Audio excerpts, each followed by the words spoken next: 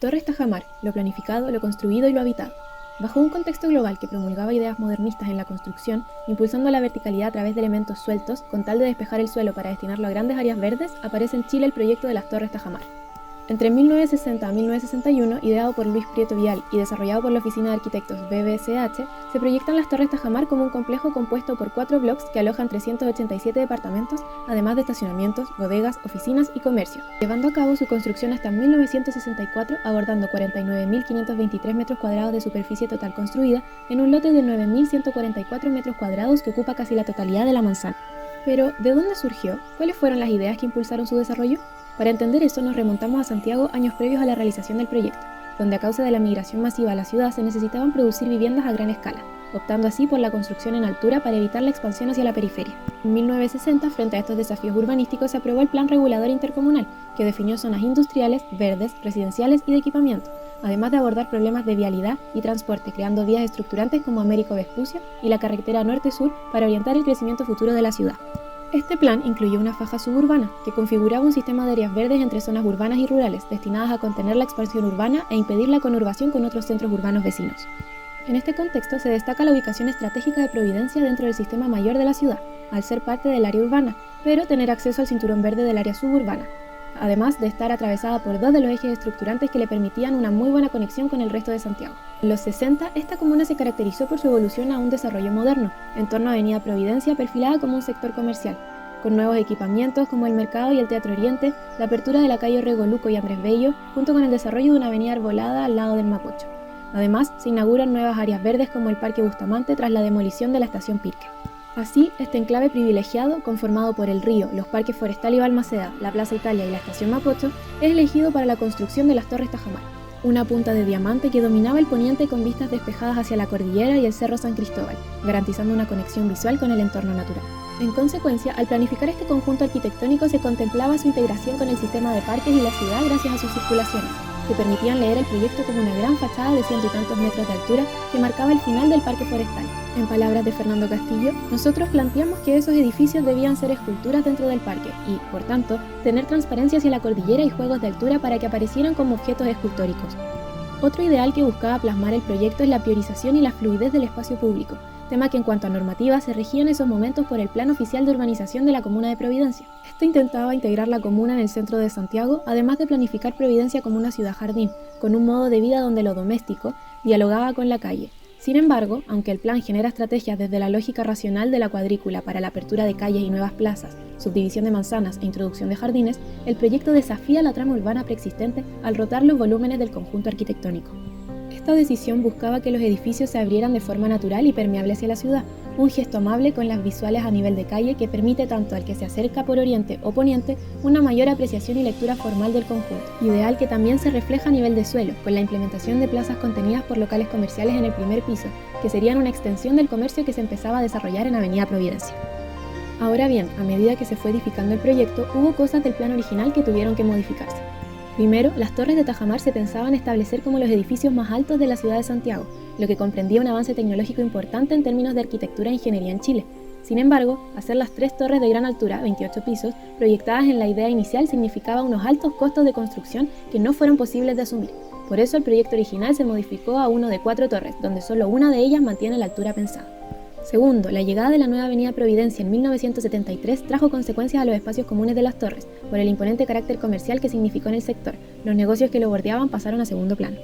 Tercero, en términos de usos, por una parte, se había planteado un teatro común para los vecinos que conectaba con los subterráneos de todas las torres y tenía acceso desde una de las plazas. Hoy en día este espacio es utilizado por el nightclub Pasapoga. Por otra parte, en los años 2004 y 2005 se modifica el sector de estacionamientos entre las gasolineras, aumentando su capacidad y eliminando así la continuación de la Plaza de la Aviación. Esto generó una mayor discontinuidad del suelo público entre el parque y las plazas centrales de las torres. Cuarto, la realización del proyecto mantuvo costos elevados debido a la alta calidad de los elementos técnicos utilizados. Por ejemplo, los ascensores de las torres fueron los más modernos de Latinoamérica durante años, además de la instalación de losas radiantes, sistemas de agua y calefacción muy adelantados para la realidad nacional. Esto provocó que los departamentos pensados originalmente para clase media pasaran a ser vendidos a las clases altas, desarrollando tipologías que van desde los 54 metros cuadrados hasta los 140 metros cuadrados. No obstante, con los años, la migración de las clases altas al sector oriente y el envejecimiento de los residentes originales han cambiado el perfil demográfico del conjunto. Actualmente, las torres todavía albergan algunos de sus primeros residentes pertenecientes a la tercera edad, y deducimos que el resto se compone de familias o estudiantes jóvenes según las estadísticas del censo de la comuna.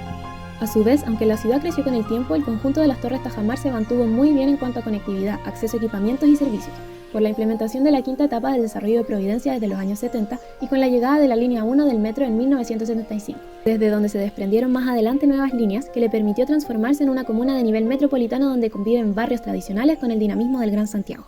Aunque el proyecto actualmente no cumple con el PRC porque según su zonificación debería leerse como parte de una tipología continua proveniente de Avenida Providencia, deja de ser relevante al observar la manera en que se vincula con su entorno a nivel morfológico. Analizando su morfología se revela una trama predial irregular, especialmente cerca del río Mapocho, aunque esta deja el conjunto en una ubicación privilegiada, cercano a áreas verdes y con harto terreno disponible para espacios públicos. La disposición de las manzanas, influenciada por la topografía y la cercanía con el río y el Cerro San Cristóbal, es variada y difícil de clasificar. No obstante, se identifican las siguientes tipologías: manzanas largas con cabezal hacia Avenida Providencia, mega manzanas de forma cuadrada y grandes dimensiones, como en la que se emplazan las torres, y manzanas pequeñas resultantes de la configuración de Avenida Nueva Providencia. El conjunto está enmarcado por dos calles principales, Andrés Bello y Avenida Providencia, de grandes dimensiones y alto flujo vehicular, lo que lo separa del resto del barrio. Mantiene una buena conexión peatonal hacia el oriente por la Avenida Providencia. Al interior de la manzana del conjunto se presentan diferentes espacios de encuentro. Están las plazas interiores, que al estar contenidas por las torres se desconectan del entorno. La plaza Jorge Prat, vinculada con la manzana oriente, mantiene una continuidad peatonal por Avenida Providencia y recoge este flujo, dando un carácter más público. Además, existen espacios que podrían considerarse residuales, porque no proponen uso o actividad, ubicados en los bordes. Por último, el conjunto incorpora dos gasolineras que irrumpen con la vereda y su continuidad. En cuanto a la edificación del conjunto, se define como una secuencia de torres aisladas unidas por una placa comercial y circulación techada en el primer nivel, compuestas por departamentos de diferentes tipologías por edificio, aunque en general lo suficientemente grandes para albergar de 4 a 3 dormitorios cada uno. Ahora bien, si leemos el proyecto mediante un diagrama de Lynch, definimos Avenida Providencia, Nueva Providencia y Andrés Bello como las arterias principales, además de las calles locales Miguel Claro, Huelén y Elidorio Yáñez, que ofrecen un acceso directo a las torres y la Plaza de la Aviación. Los bordes del sector están conformados por elementos naturales como el Cerro San Cristóbal y el río Mapocho, mientras que los nodos vendrían siendo las intersecciones entre las calles antes mencionadas que actúan principalmente como cruces peatonales. Finalmente, el mismo proyecto de las Torres Tajamar es un hito en sí, aunque destacamos igual que enfrente se presentan hitos de menor escala como el monumento a la aviación. En conclusión, el proyecto original buscaba integrarse al entorno natural y ser un hito para la ciudad. Los edificios se concebían como grandes elementos que se abrían hacia los cerros, generando una transición entre el parque forestal y la trama urbana. Además, se proyectaban locales comerciales, cine, teatro y estacionamientos subterráneos con la intención de crear una nueva organización comunitaria en la ciudad, idea que llevó a que el término de rascacielos apareciera en el mundo de la arquitectura chilena como un ideal habitacional magno, en donde se pretendía organizar el espacio íntimo e integrarlo al equipamiento comercial y cultural de un privilegiado sector urbano de la ciudad. El proyecto logró en su mayoría hacer convivir obras de arte, viviendas y paisaje de manera armónica. Las torres parecen ser parte del entorno y no de la competencia por sobresalir, entregando la posibilidad de acceder libremente al lugar y demostrando así su carácter público, aunque sea una convivencia lograda principalmente a nivel visual más que físico, pues al final se ha perdido la continuidad con los ejes del parque y el circuito verde del Mapocho. El ideal moderno de resaltar los espacios públicos dentro de los conjuntos de vivienda, considerándolos como una extensión de los hogares y un lugar para la interacción entre vecinos, se mantuvo, pero se ve deteriorado pese a iniciativas que buscaban revitalizar estos espacios. ¿Y a qué se debe esto? Probablemente a aquello que solo podemos ver sus efectos una vez pasando del imaginario a la realidad, el cómo la vida impacta en el proyecto. Por eso analizamos las Torres Tajamar desde la escala del peatón. Para entender cómo se vive el espacio público del proyecto, se implementaron las herramientas de Gell y Mengen en las siguientes zonas. Primero, la esquina del Pasapoga enfrentando Avenida Providencia. Segundo, la esquina de Andrés Bello con Pérez Valenzuela. Tercero, la esquina Huelén con Avenida Providencia. Y cuarto, los patios interiores del conjunto. Con el conteo de personas y el levantamiento a nivel de la calle, observamos que el primer punto actúa como recibidor de las torres, al ser el que presenta mayor actividad. Este ofrece un espacio de descanso o pausa en la Avenida Providencia gracias a la Plaza Jorge Prat y los comercios que la rodean. En paralelo, actúa como un atravieso para peatones y ciclistas que van hacia la calle Andrés Bello o quieren ingresar al interior del conjunto. Los grandes flujos que atrae permiten tener durante la mayor parte del día personas circulando que proporcionan más ojos en la calle y por ende una mayor sensación de seguridad, siendo la plaza con mejores niveles de calidad y permeabilidad comparada con el resto de las que se proyectaron originalmente. La siguiente esquina presenta una situación completamente opuesta, ya que la vereda se divide y aparece la calle Pérez Valenzuela, repleta de estacionamientos en sus bordes. La carencia de servicios y de luminarias, las fachadas impermeables y el choque con la alta velocidad de Andrés Bello vuelven este lugar inhóspito y solitario. La esquina Huelén, que plasmaba la idea de que las torres actuaran como remate de la Plaza de la Aviación, se ve perjudicada, pues donde anteriormente se encontraban los estacionamientos, actualmente se alza un muro de gran altura, relegando a los peatones a un angosto tramo de vereda. Por último, las plazas al interior de las torres son utilizadas principalmente por los vecinos residentes, ya sea para pasear animales o atravesar hacia las avenidas principales, puesto que parte importante de los servicios que limitan estos espacios están cerrados, destruidos o en reparación, volviendo este lugar un área poco transitada y que evidencia falta de mantención. Analizando ahora a nivel macro, trazamos las huellas de personas que transitan el lugar, dando como resultado que las vías principales coinciden con las grandes avenidas, las vías secundarias empiezan a marcar la diferencia entre ciclistas y peatones, pues los primeros tienden a recorrer sectores donde hay locales, en caso de ser delivery, o por rutas que los acerquen a la ciclovía del Mapocho, mientras que los segundos recorren más hacia el interior. Y finalmente, las vías alternativas, que se generan mayoritariamente por personas paseando sus mascotas. Se evidencia también la concentración de flujos en las esquinas, al igual que la aparición de cruces irregulares en zonas desconectadas de su frente, como en el punto 2 y 3. A esta misma escala, bajando la mirada al pavimento, identificamos que un 66% son aceras funcionales. No obstante, aunque hay un intento por dar la accesibilidad universal al proyecto, solo tiene pavimento podotáctil en los cruces del punto 2 y 3, mientras que las rampas implementadas distan del porcentaje adecuado de pendiente para que cualquiera pueda subir, siendo una solamente la que cumple con los estándares, pero que al estar al interior del conjunto termina siendo inaccesible de todas formas. Por otro lado, en términos de qué tan apropiada es la cantidad de espacio relativo a su nivel de uso y su contexto, se observa que un 35% equivale a espacios subutilizados, que en su mayoría coinciden con las zonas deterioradas y limitadas por bordes ciegos. Finalmente, el mapeo de permanencia develó que el 74% de las actividades en los bordes interior del proyecto son realizadas por hombres. La mayoría son actividades básicas como sentarse o estar parado, evidenciando la ausencia de otras iniciativas de tipo cultural, recreativo o deportivo durante mayor parte de la semana.